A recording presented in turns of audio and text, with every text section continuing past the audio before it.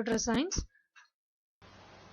Chapter 2, Data Abstraction. Section D, 5-mark question. How will you facilitate data abstraction? Explain it with suitable example.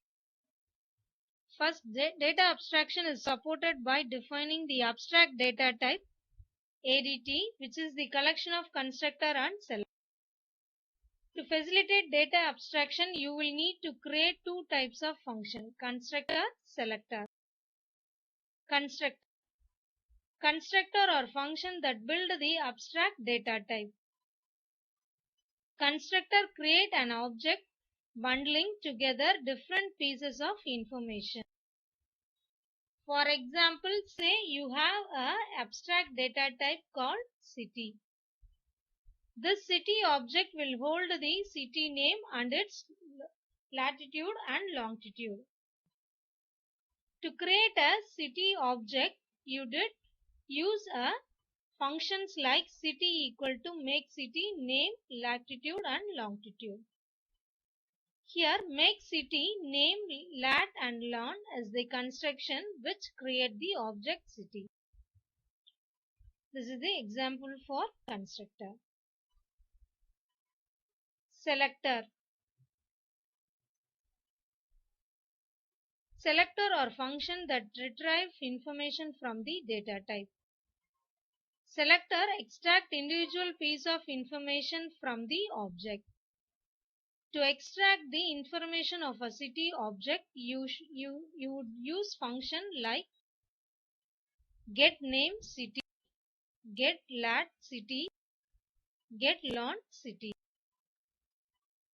These are the selector because these function extract the information from the system object. Get name, get lat, latitude and get longitude. What is a list? Why list can be called as pair? Explain with suitable example. List. List is constructed by placing expression within square bracket separated by commas. Such an expression is called a list literal. List can store multiple values. Each value can be of any type and can even be another list. The elements of a list can be accessed in two ways. Multiple assignment, which unpack a list into its elements and bind each element to a different name. Example, first 10, 20, x, y equal to first, x will become 10 and y will become 20. Element selection operator. It is expressed during square brackets.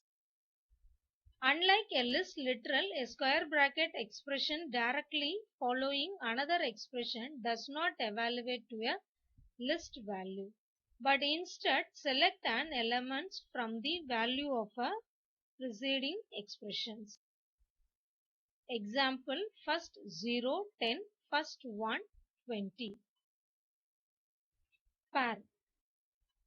Any way of bundling two values together into one can be considered as a pair. List are the common method to do so. Therefore, list can be called as pairs. Example, first 0, 10, 1, 20. Index, position, value. 1 is the index position, 20 is the value. Next question, how will you access the multi-item? Explain with example. Multi-item. The structure construct in OOP language, it's called class construct, is used to represent multi-part object where each part is named. Consider the following pseudocode. Class person, creation, student name, last name, ID.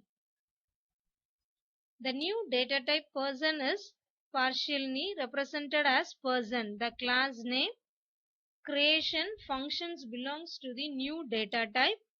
First name, last name, ID, email is the variable.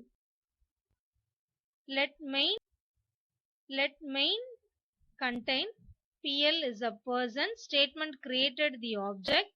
First name Padmashri, setting the field called first name with value Padmashri. Last name Bhaskar, setting a field called last name with the value Bhaskar. ID 992222123 setting as a field called ID value.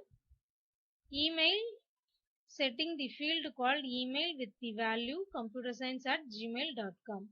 Output of first name Padmashri. The class construct define the form for multi-part object that represent a person.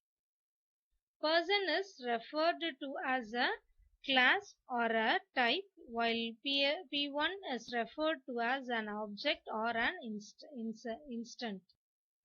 Using class, you can create many objects of that type.